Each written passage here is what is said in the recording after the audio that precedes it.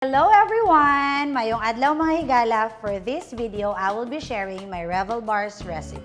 For the ingredients, we need 1 cup butter, 1 cup brown sugar, 2 pieces whole eggs, a teaspoon of vanilla extract, 2 teaspoons of baking soda, 3 cups of all-purpose flour, 1 cup instant oatmeal, 1/4 cup cashew nut, 1/2 cup condensed milk, and 250 grams dark chocolate. In your mixer, cream first your butter and your brown sugar. Make sure your butter is soft already.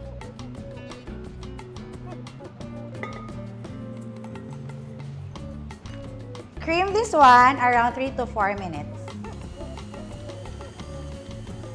Slowly add your eggs.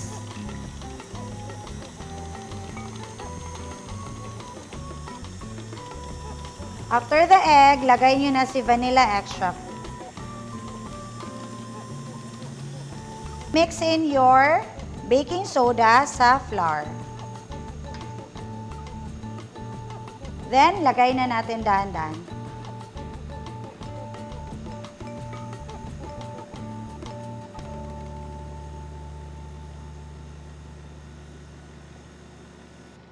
After the flour, you put your oatmeal.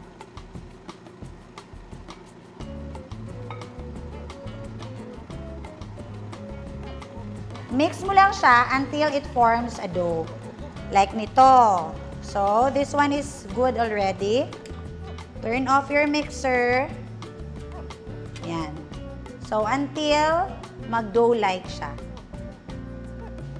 Then, get 3/4 ng mixture mo, tapos you press it into the pan. So, meaning, magtitira ka ng 1/4 ng mixture mo. Okay? Set aside natin because we will put that one on top later. After pressing sa baking pan, bake natin to for around 15 minutes.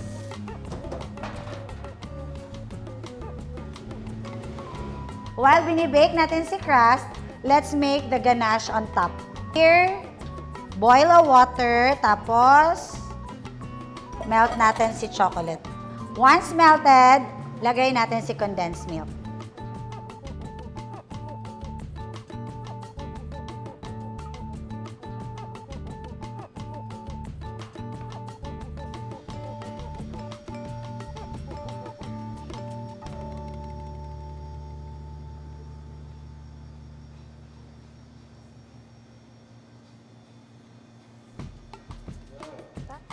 Yan, tapos na yung crust.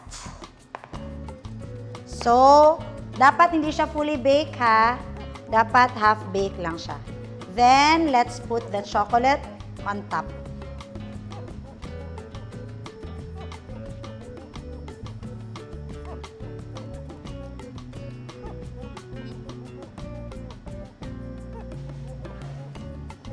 After the chocolate layer, balikan natin yung 1/4 na sobra.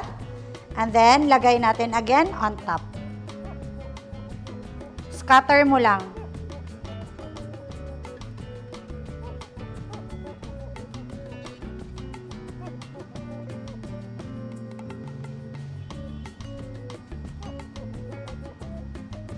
Top, cashew nuts.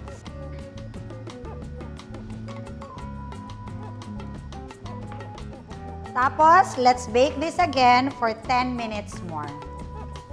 After 10 minutes, baked na. Or remove natin yung foil sa side. Then, slice na natin si Revel bars.